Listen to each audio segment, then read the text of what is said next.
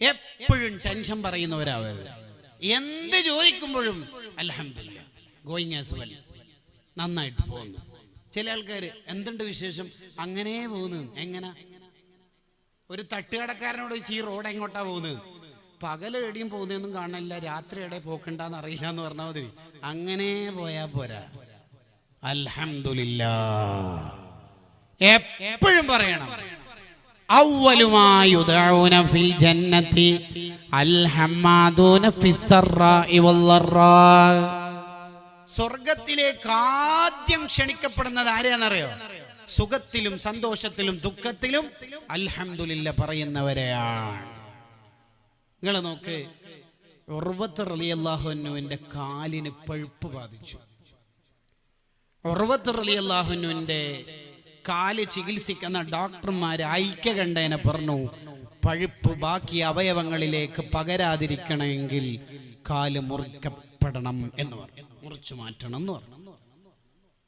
Okay, മുറിക്കാം. പക്ഷേ മുറിക്കണ സമയത്ത് അസഹനീയമായ വേദനയായിരിക്കും. ലഹരിയോ മറ്റോ കഴിക്കണം. അയ്യടാ, അതിനെന്നെ കിട്ടൂല, ഞാൻ ദിക്റയിലിക്കോളാം. അങ്ങനെ ദിക്റും ചൊല്ലിയിട്ട് മഹാനവറുകളുടെ കാൽ മുറിച്ചു മാറ്റി. ആ വേദന കഴിഞ്ഞ ഉടനെ മഹാൻ പറഞ്ഞ വാക്കെന്താ അറിയാ? ഫലക്കൽ ഹംദു യാ അല്ലാഹ്, എൻ്റെ റബ്ബിനാണ് സർവസ്തുതി. ഈ സംഭവം നടന്നതിന്റെ തൊട്ടു പിറ്റേത്തെ ദിവസം ഇഷ്ടപ്പെട്ട മകനായ മുഹമ്മദ് എന്ന മോൻ വാഹനപ്പുറത്തുനിന്ന് വീണ്ടും മരണപ്പെട്ടു. ഈ വിവരം ഒരാൾ വന്ന് പറഞ്ഞു, നിങ്ങളുടെ മുഹമ്മദ് എന്ന നിങ്ങളുടെ മക്കളിൽ ഏറ്റവും പൊന്നോമന മോൻ മരണപ്പെട്ടിട്ടുണ്ട്. ഇത് കേട്ടപ്പോൾ മഹാൻ പറഞ്ഞു, ഫലക്കൽ ഹംദു യാ അല്ലാഹ്. ഇത് രണ്ടിനും സാക്ഷിയായ ആൾക്കാർ ചോദിച്ചു, ഇന്നലെ കാല് മുറിക്കപ്പെട്ടപ്പോഴും ഇന്ന് മകൻ നഷ്ടപ്പെട്ടപ്പോഴും പറയുന്നത് ഫലക്കൽ ഹംദു യാ അല്ലാഹ് എന്നാണല്ലോ, എന്താണ് ഇങ്ങനെ പറയാനുള്ള കാരണം? അതിന് മഹാൻ പറയാ, എനിക്ക് 2 കൈ 2 കാല്, ടോട്ടൽ 4. ഇതിൽ നിന്ന് 1 പോയിട്ടുള്ളൂ, 3 എണ്ണം ഇല്ലേ. പിന്നെ ഞാൻ എന്താ പറയേണ്ടത്? 4 എണ്ണത്തിൽ 3 എണ്ണം എനിക്ക് ബാക്കി വെച്ചിട്ട് 1 അല്ല കൊണ്ടുപോയിട്ടുള്ളൂ. പിന്നെ എനിക്ക് 7 മക്കൾ, അതിൽ 1 കൊണ്ടുപോയിട്ടുള്ളൂ, 6 എണ്ണം ഇല്ലേ. ഞാൻ പിന്നെ അള്ളാഹിനെ പുകഴ്ത്തല്ലാതെ പിന്നെന്താ വേണ്ടത്? ഈ 6 മക്കളെ കാണുമ്പോൾ എനിക്ക് പുകഴ്ത്താനാ തോന്നണത്. എനിക്ക് 3 എണ്ണം ഉണ്ട്. കൂട്ടുകാരെ, ആലോചിക്കേണ്ടതാണിത്.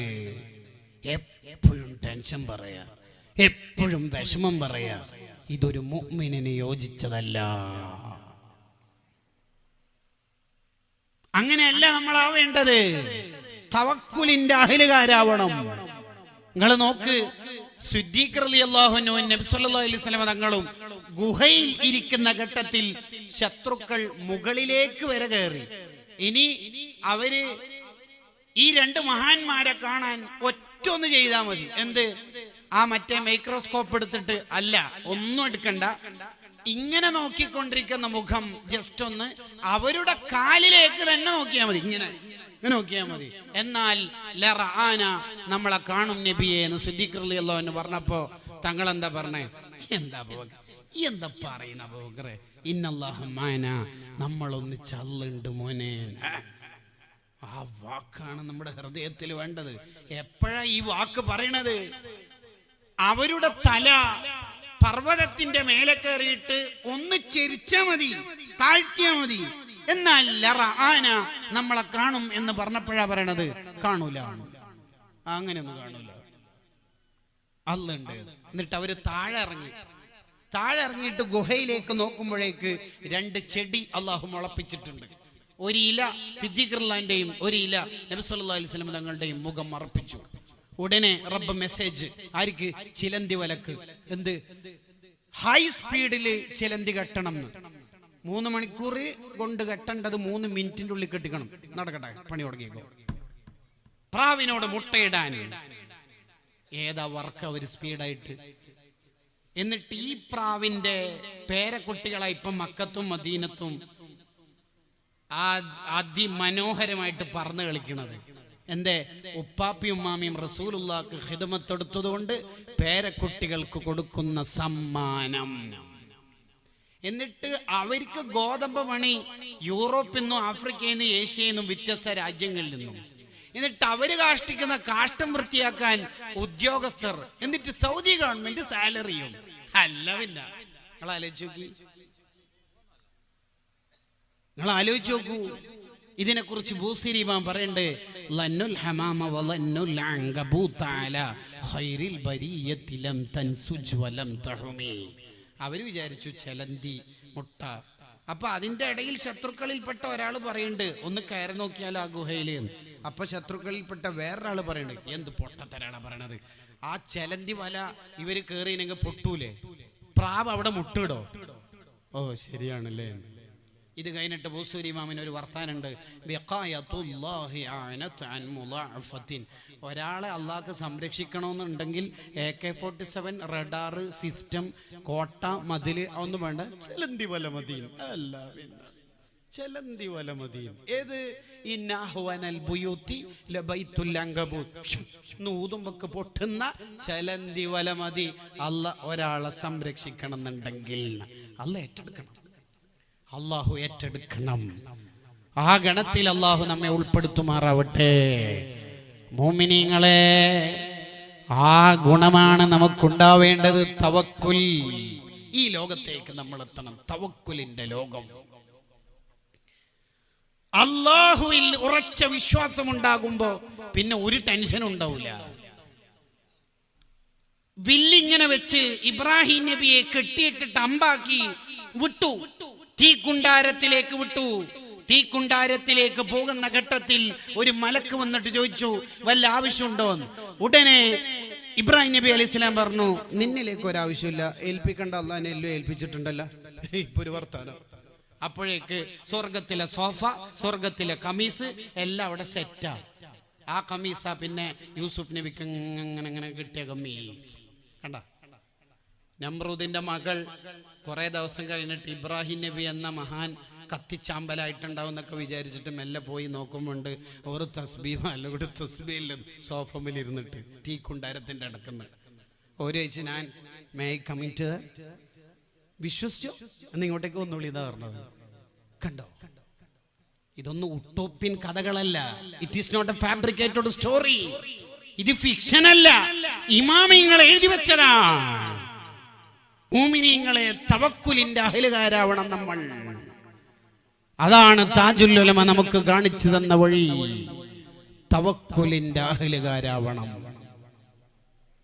എങ്കിൽ രക്ഷപ്പെടും. യദ്ഖുലുൽ ജന്നത അഖ്വാമുൻ, ഒരു വിഭാഗം സ്വർഗത്തിലെത്തും.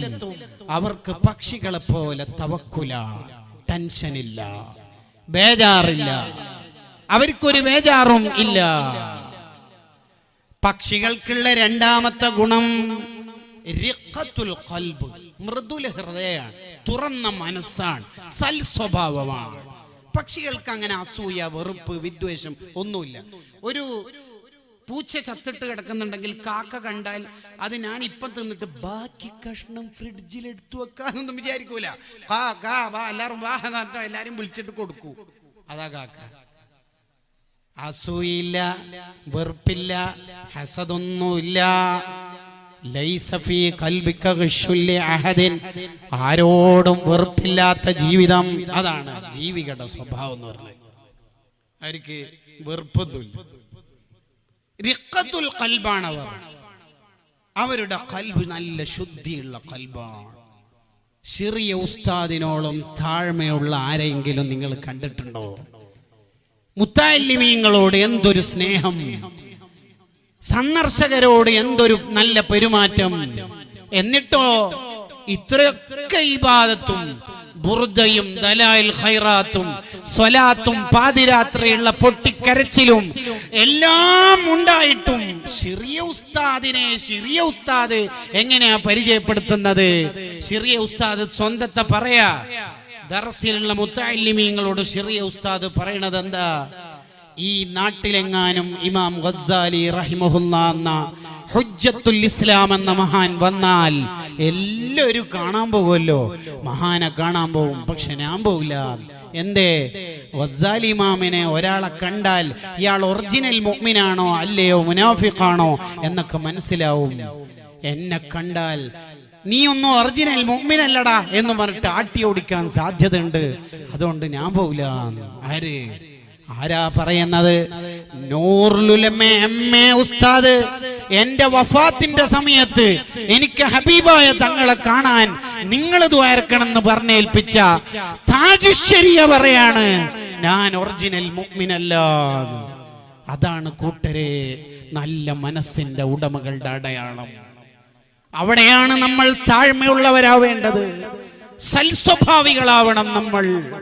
അക്മലുൽ മുഅ്മിനീന ഈമാന അഹ്സനുഹും ഖുലുഖാ. ഒരാളുടെ ഈമാൻ പൂർത്തിയാവുന്നത് സ്വഭാവം നന്നാവുമ്പോഴാണ്.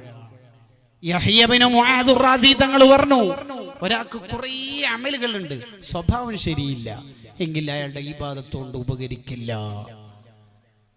ഒരാൾക്ക് തോനെ ഇബാദത്തൊന്നുമില്ല, നല്ല സ്വഭാവമാണ്, ആ കാരണം കൊണ്ട് അയാൾ സ്വർഗത്തിലെത്തും.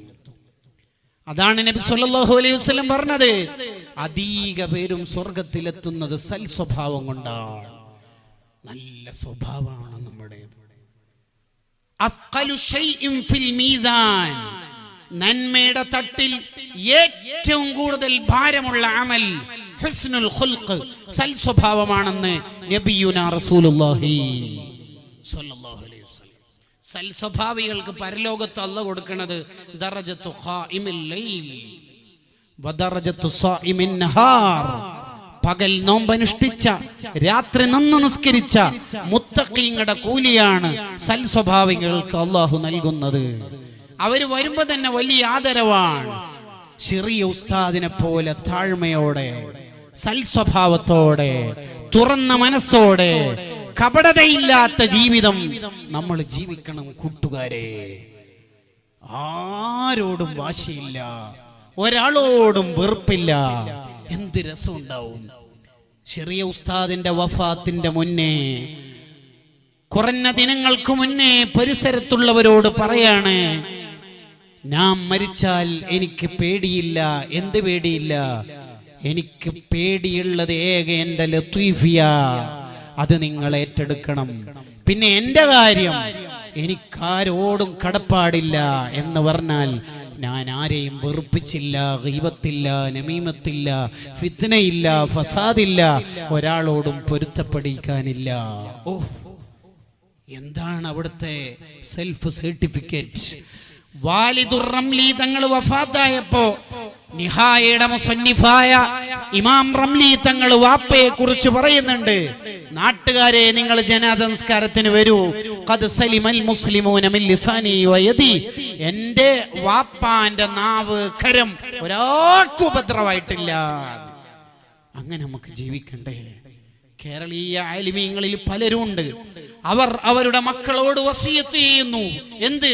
ഞാൻ മരിച്ചു കഴിഞ്ഞാൽ നാട്ടു നടപ്പ് പോലെ മയ്യത്തിന്റെ അടുത്തുനിന്ന് ആരെങ്കിലും വാപ്പിയായിട്ട് സാമ്പത്തിക ക്രമക്കേട് അല്ലെങ്കിൽ ക്രയവിക്രയങ്ങൾ ഉണ്ടെങ്കിൽ മൂത്ത മോനുമായി ബന്ധപ്പെടണം. അങ്ങനെ ഒരു ബന്ധപ്പെടലും വേണ്ട, എനിക്ക് ആരോടും കടം ഇല്ല. എന്താണ് അവരുടെ ആധികാരിക ജീവിതം? കൂട്ടരെ, നമുക്ക് നന്നാവണം. ചെറിയ ഉസ്താദിനെ പഠിക്കുമ്പോ നല്ല ജീവിതത്തിലേക്ക് കടന്നു വരാൻ കഴിയണം. കണ്ടവരെല്ലാം ട്രോളി, എല്ലാത്തിലും അഭിപ്രായം പറഞ്ഞ് ജീവിച്ചാലൊന്നും നമുക്ക് നല്ല രീതിയിൽ മരിക്കാൻ പറ്റൂല. ആരോടും കടപ്പാട്, എവിടെയെങ്കിലും കടപ്പാടിൽ വീഴ്ച വന്നു പോയാൽ അന്ന് നമ്മുടെ ആഖിബത്ത് ചീത്തയായി പോകും എന്ന് ഹാഫിള് സുയൂത്തി റഹിമഹുല്ലാഹ് രേഖപ്പെടുത്തുന്നു. അതിനൊരു തെളിവുണ്ട്. ഹാഫിള് ദഹബി പറയാൻ തന്റെ കിതാബുൽ കബായിറിൽ, ഒരാൾ മരിക്കാൻ കിടക്കുന്നു, അയാൾക്ക് പലരും ലാ ഇലാഹ ഇല്ലല്ലാഹ് എല്ലി കൊടുക്കാൻ ശ്രമിക്കുന്നു, പക്ഷെ അയാൾ ചെല്ലുന്നില്ല. അതിനായി അയാൾ പറഞ്ഞ കാരണം, ഞാനൊരു കച്ചവടക്കാരനാണ്, നന്മദിൻ എന്റെ സാധനങ്ങള് പർച്ചേസ് ചെയ്യുന്ന സമയത്ത്, തൂക്കുന്ന സമയത്ത് തുലാസിലുള്ള പൊടികൾ ഞാൻ തട്ടാറില്ല, ചിലപ്പോൾ വാങ്ങുന്നവർക്ക് അത് നഷ്ടമാവാറുണ്ട് എന്ന്. ആ തുലാസിലുള്ള സൂചി എന്റെ നാവിന് വന്നിടിക്കുന്നു, എനിക്ക് ദിക്ർ ചൊല്ലാൻ പറ്റുന്നില്ല. അതാണ് ഇമാം സുയൂത്തി തങ്ങൾ പറഞ്ഞത്, മറ്റുള്ളവരെ വിഷമിപ്പിച്ചാൽ നമ്മുടെ ഈമാനിനെ ബാധിക്കും, ആഖിബത്തിനെ ബാധിക്കും.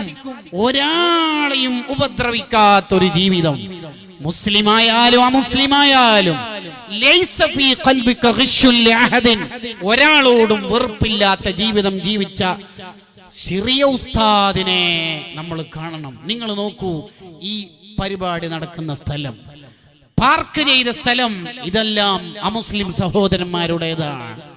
എന്താണ് ചെറിയ ഉസ്താദിനോട് ഇത്രയും അവർക്ക് മഹബത്ത്? അത്രയും നല്ല ജീവിതമായിരുന്നു. നമുക്ക് നല്ല സ്വഭാവത്തിന്റെ ഉടമയാവണം.